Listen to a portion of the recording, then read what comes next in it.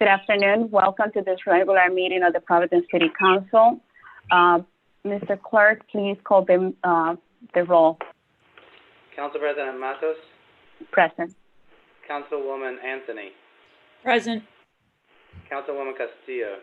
Present. Councilman Correa is absent. Councilman Espinal. Present. Councilwoman Harris is absent. Councilman Igliozzi. I am present. Councilwoman Kerwin. Present. Councilwoman LaFortune.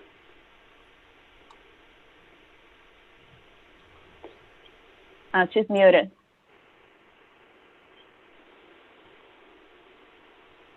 Councilwoman LaFortune. Present. Present. Councilwoman Miller. Present. Councilman Narducci is absent. Councilwoman Ryan. Present. Councilman Salas. Present. Present. Could you repeat yourself, please? I thought I heard you. Present. Thank you. Councilman Taylor. Here. You have 11 present and 3 absent. You have a quorum. Thank you. The invocation is going to be given by Councilman Pedro Espinal. Thank you, Madam Chair. Heavenly Father, we once again come before you tonight. First, to thank you for this one more day that you have granted us, and to ask that you shield us with your love, your grace, your understanding, and to strengthen or rebuild our faith so that we can withstand everything we faced and must endure these days. Give us the knowledge we need to, in order to make the best decision for those whom we serve. Amen. Amen. Amen.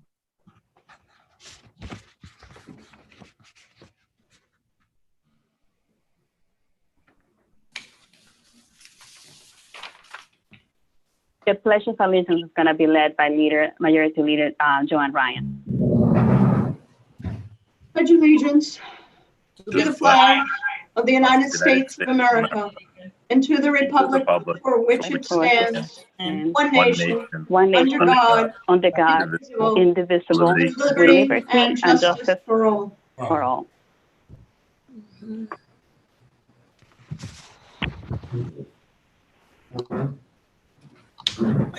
Next, I would like to ask the solicitor, I believe Ken is on the line, or it says Jeff. Is it Ken or Jeff? It's Jeff. To Jeff. Okay, Jeff. Earlier it says Jeff, but it was Ken. So I just want to, the solicitor, can you please put on the record the legality of this meeting, please? Yes, per executive order of the governor of the state of Rhode Island, it is appropriate and permissible for the city council to hold the council meeting virtually. Thank you. Mr. Clerk? Approval of minutes. Item 3, Journal of Proceedings number 14 of the special meeting of the City Council held May 15th, 2020, and Journal of Proceedings number 15 of the regular meeting of the City Council held May 21st, 2020. Madam President, Leader Ryan? motion to pass item 3 on a voice vote. Second, Madam President. The motion has been made on second to pass item number 3 on a voice vote. All those in favor? Aye. Aye. Opposed? The ayes have it. Appointment by His Honor the Mayor. Item 4, communication from His Honor the Mayor dated May 18th, 2020, informing the honorable members of the City Council that pursuant to Section 42-99-4 of the Rhode Island General Laws, he is this day reappointing Tony Mendez to the Rhode Island Convention Center Authority for a term to expire on June 30th, 2023. Receive. Presentation of ordinance. An ordinance establishing a tax stabilization agreement for Trout Dreams LLC for the property located on Assessor's Plat 020, Lot 153, 204 Westminster Street, Providence, Rhode Island. Refer to the Committee on Finance. Presentation of resolutions. Item 6, Council President Matos and Councilman Correa. Resolution requesting to change the address for the building identified as 30 Kennedy Plaza and 63 Westminster Street to 50 Westminster Street and 90 Westminster Street. Refer to the Committee on Earth. Item 7, Council President Matos. Madam President, Leader Ryan. motion to ask the clerk to read items 7 through 12 into the record and then pass on a roll call vote. Second, Madam President. Okay, the motion has been made and second for the clerk to read the items 7 to 12 and to pass the item on a roll call vote. Mr. Clerk, can you please read the items and check for the co-sponsors? Thank you. Item 7, Council President Matos, Councilwoman Anthony, Councilman Correa, Espinal, and Narducci. Resolution requesting the General Assembly to commit level funding, local aid to enable cities and towns to move forward and construct local budgets with a higher degree of certainty. Are there any additional questions?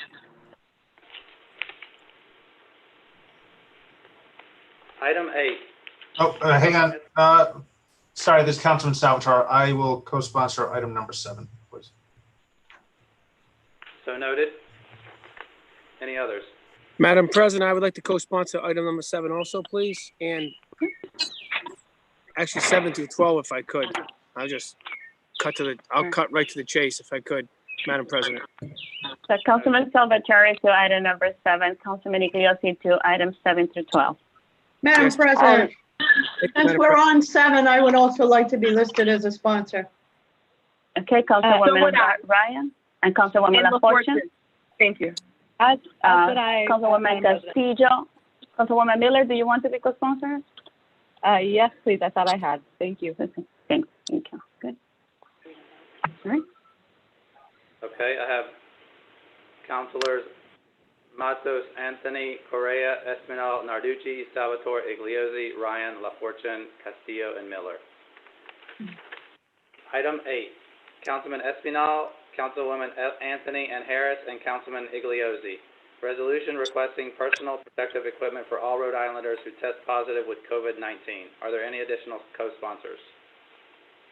Councilwoman Miller. I would like to co-sponsor Councilwoman Miller also. This is Councilwoman Kerwin. I would like to co-sponsor. Councilwoman Kerwin. Ryan, I see you. And Councilwoman Leader Ryan also. Councilman Salvatore. Councilman Salvatore. I'm sorry, I think I got cut off. What item are we on right now? I'm so sorry. Item 8. Okay, all right. And myself. And So Councilwoman as well. LaFortune would like to be Thank you. co-sponsor also. Okay.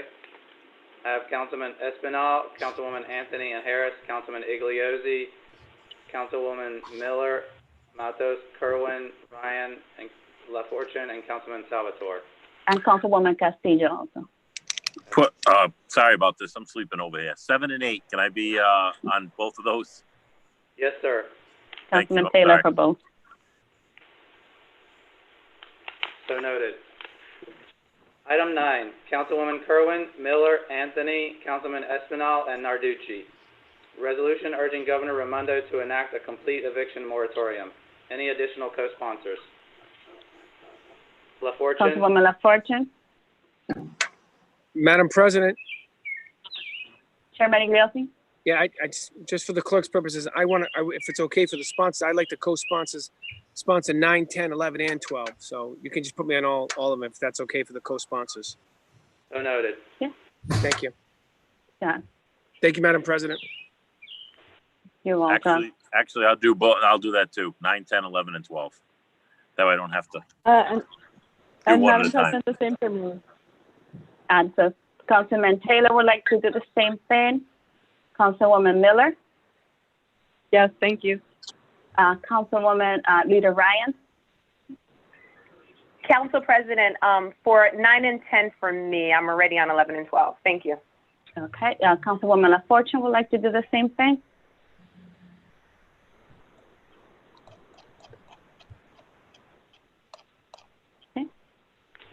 So noted.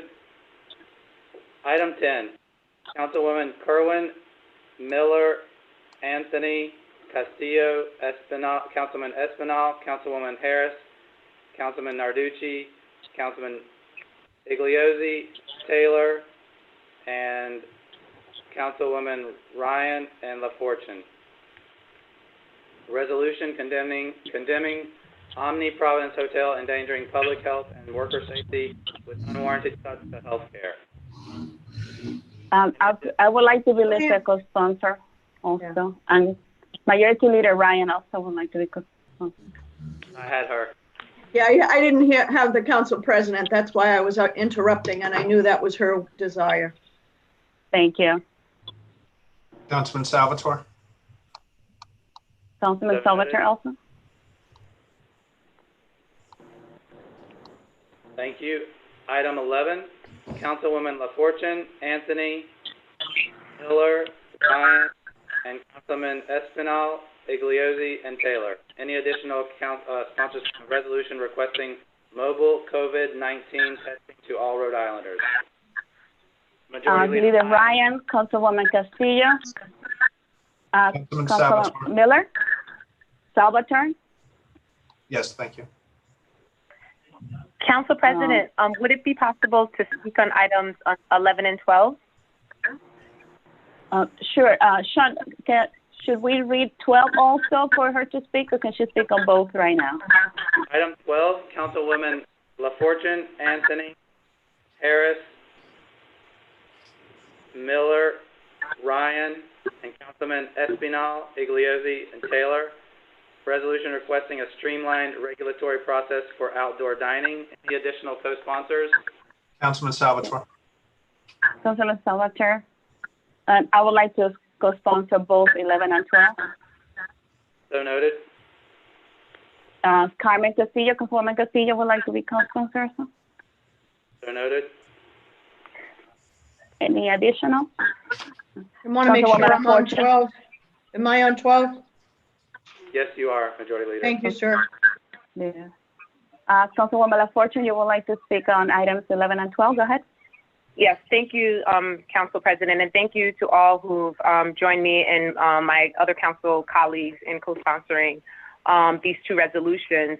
For item 11, I commend the state as well as the city for increasing testing sites.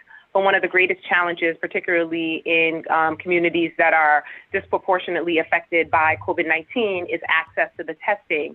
And one of the things that we've all seen globally in how various countries and various areas, how they've mitigated or really create initiatives to combat any type of pandemic is they go into the communities.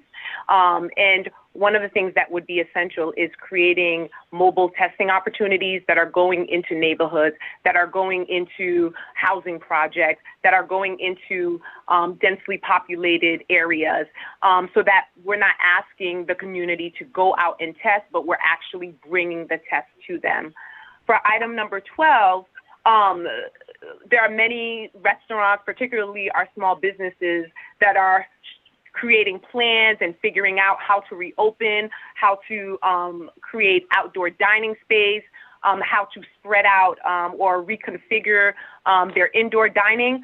And we're adding additional requirements to them. Right now, you have to fill out some sort of form with the state. You have to fill out a form with the Department of Transportation, and then you have to fill out another form with the city. And so this would allow a more streamlined process where the state and the city can actually have a process that works collaboratively, so that we're not asking the people who are struggling just to open up their businesses to do X, Y, and Z, but we're communicating with one another, and there's some way to track the information that's coming to the state that can be trickled down to the city. So again, thank you. These are all efforts to combat COVID-19, because not only is it impacting the health of our community and well-being, but it's taking a major hit on the economic state of our community. So thank you to all the co-sponsors, and I hope that, you know, we can move forward with reopening our state and making sure that all communities are healthy and they can survive this. So thank you again. Thank you. Councilwoman Miller. Yeah. Oh, I'm sorry. Sorry, Councilwoman Miller, I think you were waiting. Yes, thank you, Madam President. Then Councilwoman Anthony. Yeah. To speak briefly on items 9 and 10, and thank you and my colleagues for your support. So on item 9, I think we all know, and we've been talking about it, certainly as long as this term, and I'm sure you've all been talking about it before I joined you, the housing crisis that we face in our communities. I know we also share the concern of the eviction court resuming. And so I can't emphasize enough that we are leaving people out in the cold, even beginning processing evictions that started back in March before we had a stay-at-home order. Look, for folks who are already facing eviction, their lives have not gotten better in the last 3 months. They are, arguably in a worse position, and speaking generally. So I would just say that one of the things that we can do is ensure and really make a choice as a state, as a community, to invest in a net that cares for everyone. And one of those things is to make sure that no one's evicted right now. No one's forced to the street, and no one's forced into, crowded housing with friends or family. So I really want to thank and underline the importance of this tonight, in sharing that with our governor and our General Assembly. And then I, of course, just want to lift up and stand with the workers at the Omni Hotel who had their health care cut this week. I know, again, a company that has enjoyed a great deal of investment in the property from city and state, who has been a partner in our tourism industry to, in the middle of a global pandemic, cut the health care of the people who help earn their profit, is a despicable act. And so, again, I thank my colleagues for joining us. Thank you. So I have Councilwoman Anthony and after Councilman Espinal. Councilwoman Anthony. Yes, I'd just like to speak on the eviction moratorium also. I just want to also say that this applies to, forgiveness of all mortgage payment obligations too. This is really, really important. I think we're going to have a flood of people who are evicted, and we just cannot let this happen. There's only so much we are going to be able to do as a city to provide safety nets around these people who are evicted. We don't have the resources. We don't have, the homes to put them in. We don't want them to be on the street. And I think really the only way we can prevent this flood from happening is if the state takes the action, the governor takes the action that she needs to do to protect this vulnerable population. I know we've talked a lot about it on our COVID calls and what we can do to help these people, but really there's only going to be so much we can do if this happens. And so I wish that I urge the governor to take the action she needs to take to prevent this from happening. Thank you. Thank you. Thank you, Councilwoman Anthony. Councilman Espinal. Thank you, Madam President, and members of the City Council. Thank you for your support on my resolution. There are very key and important resolutions before us tonight, Madam President. They address housing, they address business, the pandemic, and also the workers of the Omni Hotel. I want to speak specifically on number 8, which is my resolution, which calls for personal protective equipment that will be given out to those that test positive, and also translated factual material that be sent home with them. We know that this pandemic has taken over the world with millions of people infected and also hundreds of thousands dying. Here locally, we have close to 800 people that we have lost, over 15,000 people that have been infected. With those numbers, Madam President, it is urgent that we understand that 33% of the people that are infected are actually in Providence. Providence is a very densely populated city. Some of these people that once they contacted and are told that they are positive, they are told to go home and isolate. It is extremely hard to do when you live with a large family in a 1 or 2 bedroom home. the housing condition in Providence is not adequate to combat this type of pandemic. So what my resolution asks is that once a person has been determined to have this virus, it's also that when they get contacted, they're also given PPE, that they are given protective equipment, they're given gloves, that they're given masks. They're extremely hard to come by, extremely hard to buy, and they're very expensive. So we can't just send people home and told to isolate and infect the rest of the family. We have multiple cases where that has been the case. So what this resolution asks is, again, that they be provided with the protected equipment and that they be given in their native language factual information. I think it's much needed in order to combat this epidemic. I thank my colleagues for their support, and I move passage on such a key resolution. Thank you, Madam President. Thank you, Councilman Espinal. Councilwoman Castillo wants to speak. You're muted, Councilwoman Castillo. You will have to unmute yourself. Okay, by Councilwoman, I want to speak on the item 10 for the workers for the Omni Hotel. You know, that's unacceptable. Like this hotel cut off the health care for the workers because, you know, a lot of the workers have a, you know, COVID-19, they have a kids. And this is like really, really bad because even I working in here, thank God I have a health care, but, you know, my other co-workers, they don't have, they had to apply for the state. But it's just really, really unacceptable. Like people give it their life for this business, and the moment they had to improve, like they are family, they cut off the healthcare. That's as worse, you know. Like city, I'm really, really happy to Councilwoman Miller to put that resolution to try to help not only, you know, the Omni Hotel workers. We can, you know, to protect the other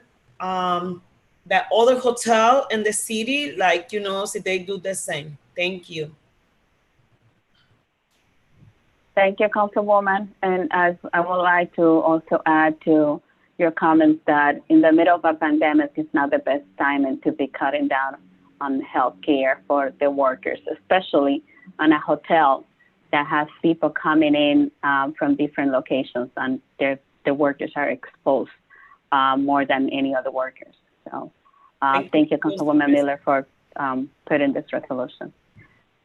With that, I still see the hands raised for Councilwoman Anthony and Espina. Are you all set? You both all set? Okay, great, thank you. So with that, Mr. Clerk, the motion has been made and second. Can you please call the roll? Council President Matos. Aye. Councilwoman Anthony. Aye. Councilwoman Castillo. Aye. Councilman Correa is absent. Councilman Espinal. Aye. Councilwoman Harris is absent. Councilman Igliozzi. Aye. Councilwoman Kerwin. Aye. Councilwoman LaFortune. Aye. Councilwoman Miller. Aye. Councilman Narducci is absent. Councilwoman Ryan. Aye. Councilman Salvatore. Aye on items 7 and 8. Recusing myself from voting on item 9. Aye on 10, 11, and 12. Councilman Taylor. Aye. You have 11 ayes and 3 absent on items 7, 8, 10, 11, and 12. And you have 10 ayes, 1 recusal, and 3 absent on item number 9. The several matters pass. On a roll call vote. Thank you.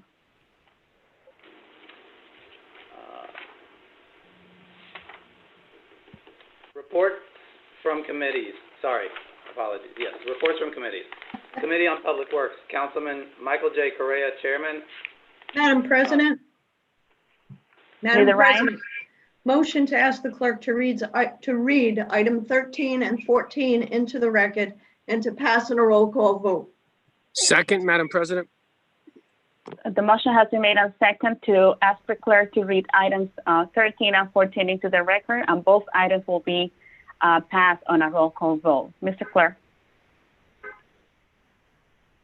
Transmits the following with recommendation the same be severally approved. Item 13, resolution requesting to abandon a portion of Eureka Street. Item 14, a resolution requesting a permanent easement over a portion of Cushing Street. Mr. Clerk, please call the roll. Council President Matos. Aye. Councilwoman Anthony. Aye. Aye. Councilman Correa is absent. Councilman Espinal. Aye. Councilwoman Harris is absent. Councilman Igliozzi. Aye. Councilwoman Kerwin. Aye. Councilwoman LaFortune. Aye on 13 and abstaining on 14.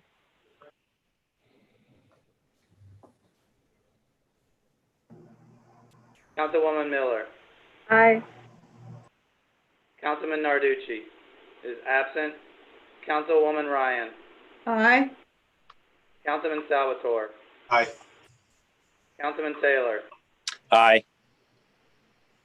You have 11 ayes and 3 absent on item 13.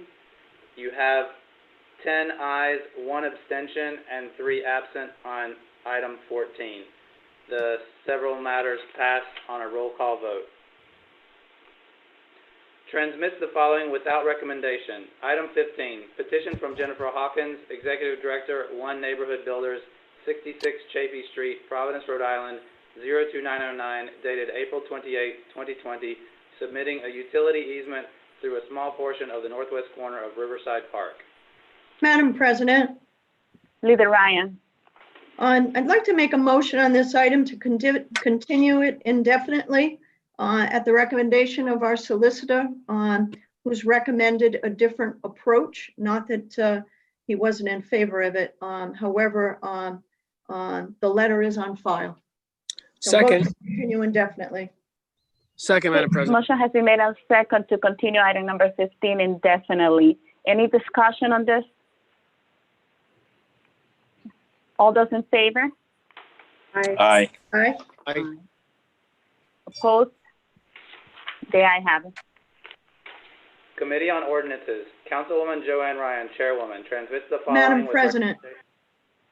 Leader Madam Ryan. President, motion to ask the clerk to read items 16 through 18 into the record and pass for the first time on a roll call vote. Second, Madam President. Okay, the motion has been made and second to ask the clerk to read the items 16 through 18 into the record. All those items are going to be passed for the first time on a roll call vote. Mr. Clerk. Item 16, an ordinance and amendment of Chapter 23, Streets, Sidewalks, and Public Places, Article 1, entitled, In General, the Code of Ordinances of the City of Providence, by amending Section 23 through 31, Use of Skateboards on Street, Highway, Sidewalk, Pedestrian, Mall. Item 17, an ordinance and amendment of Article 22 of Chapter 2 of the Code of Ordinances of the City of Providence, entitled, Administration, amending Section 2-358, and transmits the following with the recommendation the same be adopted. Item 18, an ordinance and amendment of Chapter 27 of the Code of Ordinances of the City of Providence, entitled the City of Providence Zoning Ordinance, approved November 24th, 2014, as amended to change the zoning district on the official zoning map for the property located on Assessor's Plat 53, Lot 386, 12 Lenox Avenue, from R2 to C1.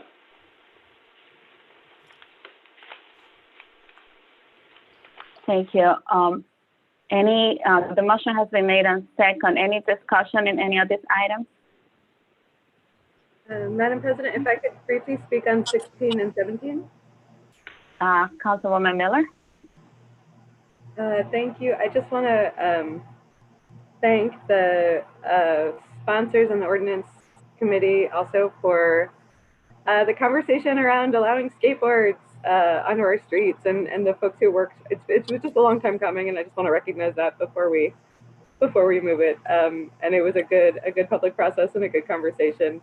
And for item 17, again, I think we see right now how important it is to facilitate a public process on issues that can be hard to discuss. And so I want to thank Arts, Culture, and Tourism for the thoughtful process they've put with the Committee on Commemorative Works to engage the public on memorials and items in their neighborhood, and place them in historical context, have a conversation about them, and figure out where they live in our city. So thank you. Madam President. Leader Ryan. Thank you. I would be remiss if I didn't speak about item 16. It was an interesting conversation we had in the Ordinance Committee and just to provide some background on this, I know many of my council colleagues have been adamant about providing resources to our rec centers, our parks, to provide an area, a safe area for skateboarding. The ordinance on the books up until this was passed, well, almost passed, it was passed in committee, was somewhat archaic. And as all of us know, we were having difficulty, the police were having difficulty with skateboarders on the bridge, Waterplace Park, and a few other locations. Major Correa should be commended. He actually spoke with two gentlemen, I believe they're in Councilwoman Kerwin's ward, or at least one I know is in Councilwoman Kerwin's ward.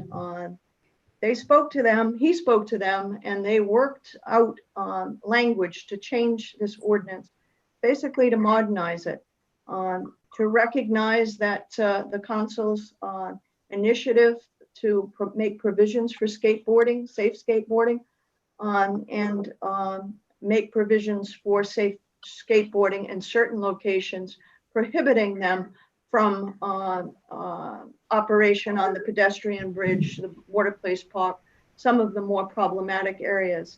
So I think it was an example of good police work. I think it's an example of a good solution that came to the table when everybody worked towards a meaningful solution. So just wanted to commend that effort. And then if I can just say on 17, the matter also had a healthy discussion in our ordinance committee. And I'm excited to note that our archivist is taking an important role on that committee. We all know his skill sets, and the committee is an advisory committee. So it'll be exciting to see the work that is done by that committee. So just wanted to share some discussion we had in committee. It was a fruitful discussion. Thank you, Madam President. Thank you, Leader. Any other discussion on this item? Hey, Mr. Clerk, can you please call the roll? Council President Matos. Aye. Councilwoman Anthony. Aye. Councilwoman Castillo. Aye. Councilman Correa is absent. Councilman Espinal. Aye. Councilwoman Harris is absent. Councilman Igliozzi. Aye. Councilwoman Kerwin.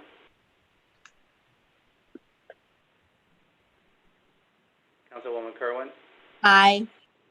Councilwoman LaFortune. Aye. Councilwoman Miller. Aye. Councilman Narducci is absent. Councilwoman Ryan. Aye. Councilman Salvatore. Aye. Councilman Taylor. Aye. You have 11 ayes and 3 absent. The several matters passed for the first time on a roll call vote. Council President, if I may, we neglected to read into the record a statement on one of the previous items. Would that be okay to revisit? What item? Sure, Mr. Clerk. What item? Thank you. Can we just identify the item number? Is it? With item number 10, we have a letter from the public, item number 10 for the Omni Providence Hotel item. Thank you, Mr. Clerk. I just want to acknowledge the several members of the public that are as attendees are here making sure that the city council hears their voice through this letter. So, Mr. Clerk, please, can you read the letter? Yes. This letter is from Nancy I. DeLuca, the Unite Here Local 26 Rhode Island Director. She writes to the council president and the full council. Unite Here Local 26 stands in full support of the Providence City Council's resolution and denouncing the Providence Omni for its reckless and dangerous decision to discontinue health insurance for its hotel workers. The unconscionable actions of the Omni Providence have not only hurt their hard-working employees, they have endangered the lives of the Providence public at large. We stand with the Providence City Council, ready and willing to do whatever is necessary now and in the future to protect the public, protect strong public health policies, and protect our citizens from companies that put profit ahead of people. Respectfully, Nancy I. DeLuca. Thank you, Mr. Clerk.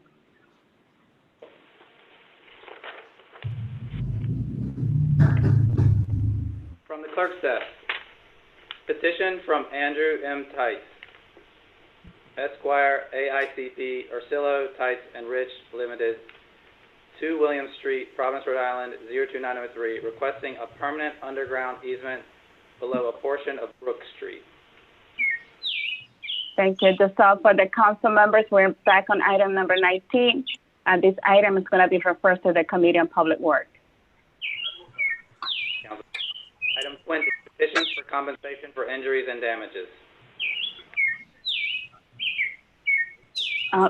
Refer to the Committee on Claims and Pending Suits. Communications and reports. Item 21, communication from Sean Felix, City Clerk, dated May 21st, 2020, of all monies received, transmitted to, and credited by the City Collector for fiscal quarter of January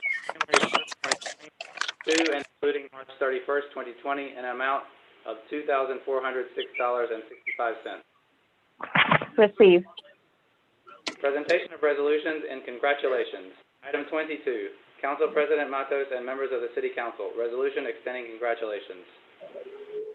Madam President, Leader Ryan? move to pass item 22 on a voice vote. Second, Madam President. The motion has been made on second to pass item number 22 on a voice vote. All those in favor? Aye. Aye. Aye. Opposed? The ayes have it. Presentation of resolutions in memoriam. Item 23, Council President Matos and members of the City Council, resolution extending sympathy. Madam Leader President, Ryan? motion to move passage of item 23 on a unanimous rising vote. Second, Madam President. The motion has been made on second to pass item number 23 on a unanimous rising vote. All those in favor? Aye. Aye. Aye. Opposed? Mr. Clerk? Madam President? Council President? Madam President? Councilwoman McFortune? Before we convene, I would like to make a point of personal expression. Continue. Thank you. So as many of you have seen throughout the nation, it has been one of the most devastating weeks for so many communities, for so many families, particularly Black African-American families here in our community, and Black, brown families here in our state, in our community, and throughout the country, and really ideally the world. And we watched, many of us, how a man's life was taken away in such a inhumane and casual way, where people were pleading for this officer to take his knee off this man, where this man said, "They're going to kill me," and he died. So I've been thinking about, and I'm sure many African-American families and Black families throughout the country have been thinking about their own personal experience with law enforcement, their own personal experience with inequities, their own personal experience of racism, discrimination. And for over 400 years, since from slavery to Emancipation Proclamation to the Civil Rights Act of 1964, we're still seeing shooting after shooting, murders, unlawful deaths, crime within marginalized communities. And we are tired. For me personally, it is hard that I have to, on a daily basis, speak to my son about walking out on the streets, not wearing a hoodie. That every day, whenever he goes out on his own, I worry if my child will come back home. I've been profiled in my own neighborhood where I was pulled over and asked and told that I looked like some kid named Terrell. By the age of 27, I looked through a gun barrel on 3 occasions. One, I was on a run, going on my regular jog in Philadelphia, and someone in the neighborhood that I was in, someone was shooting, and the person came around the corner and stopped right in front of me in the corner and had the gun pointed at me. A second time where my friends and I were going to a friend's house and we were knocking on the door, and the next door neighbor opened the door and pulled out a shotgun on us.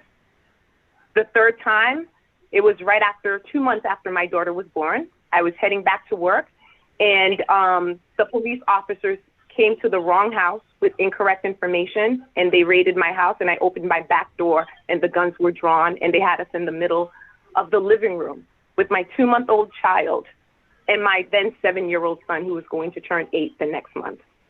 And I remember at that moment, it was about survival.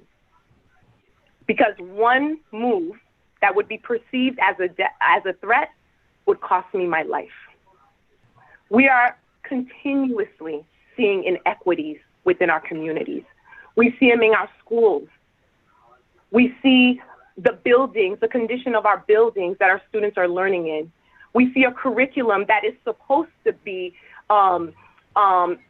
inclusive and have ethnic studies, but yet we're not teaching students in an affirmative way about the civil rights movement, about the responsibility that comes with advocacy and protest, about the sacrifices that people made and why it's important to vote and exercise that right, because it is a privilege. I wasn't born with that privilege because I wasn't born in this country. I had to pay for it, take a test, get fingerprinted. And we also see the inequities in healthcare, where even a hotel, where majority of the hotel workers are Black and brown people from marginalized communities who don't have access to affordable health care during a pandemic, and yet you will take their health care away. That is racism. That is discrimination. Taking someone's life in the manner in which this man died is so wrong. We are living in a society in which a system was built not for people of color. People of color did not have access to higher education institutions. That's why HBCUs were created. People of color were pushed into densely populated communities. That's why we have projects and what we call in the United States ghettos, which ghettos were actually started in Europe. We see it every day, the lack of access to employment. We have systems in place at the municipality level, but yet we're still seeing Black and brown communities not able to access these opportunities. We have to do more. We have to have accountability measures where we align funding with accountability. You know, many of us, our students have been calling and saying that, you know, they want more counselors in schools and not cops. The reason they're asking for that, because the presence of a police officer in a school is a trigger. When you're pulled over because of the color of your skin, and then you go to school to learn, and someone is there that you've been discriminated against, and maybe it's due to unconscious bias or racism, it is a trigger. You don't feel safe. You fear for your life. So I hope that as we create policies, as we think about some of the ordinances that sit in our committees and how they have direct impact on communities of color, that we stop being silent. Because for many, it's a matter of life and death. to see that man die in such an inhumane way, where people pleaded and said he is dying. Blood is coming out of his nose. Stop. And this man never stopped. It's disheartening. And to think about the sacrifices of Black bodies, where our whole GYN, OBGYN, all the research and advancement, it was because of Black women. Black women, where this OBGYN that they praise, that have the statue in New York, would commit these inhumane surgeries. This whole country, our city, Providence Plantation, the structures that exist here was built on the back of Black people. You even think about my own country, Haiti, which gained its independence, yet sent their soldiers to America to fight the revolution. Then sent their soldiers and resources to Central and to South America to gain their independence, where Simon Bolivar was in hiding in Haiti. And a second time after he lost the first war, the president of Haiti said, I'm going to continue to support you because we believe in independence and liberation. But yet we still suffer as a community. It is disheartening. It is disheartening, and we can no longer be silent because we cannot afford to lose another Black life and brown life. They have become our Black and brown boys and girls, our endangered species. And we have to protect them. So I hope as we think about our policies, the way we approach things, that we don't just see it as a political platform, but we think about how it directly impacts our communities and our young people. Because we have to change this. They have to change this. And if we're not leading by example, how do we expect them to stand up? How do we expect them to appropriately advocate for policy change? Now, I don't condone looting because that's not the right way. But I do condone standing up and advocating. I do condone demanding for change. But at some point, it has to stop. So I do hope that everyone looks at even their own personal community and think about their own unconscious bias, because there's bias and discrimination within all of us. And we try to express more love, support, and acknowledgement. Because one of the main things that many people have said is, and I feel personally, is that we are invisible. And it's time that we are seen. So, thank you. Madam President. Thank you, Councilwoman. Thank you, Councilwoman LaFortune, for that very important message. Leader Ryan. Thank you, Madam President. Motion to suspend Rule 16B of the Rules of the City Council in order to take a matter not appearing on the printed docket.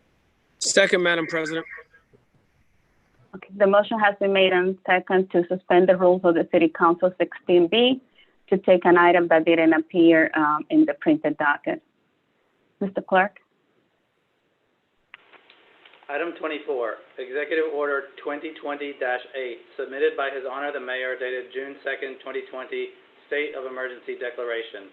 Item 25, Executive Order 2020-8, amended, submitted by His Honor the Mayor, dated June 4th, 2020, State of Emergency Declaration. Receive. Madam President. Leader Ryan.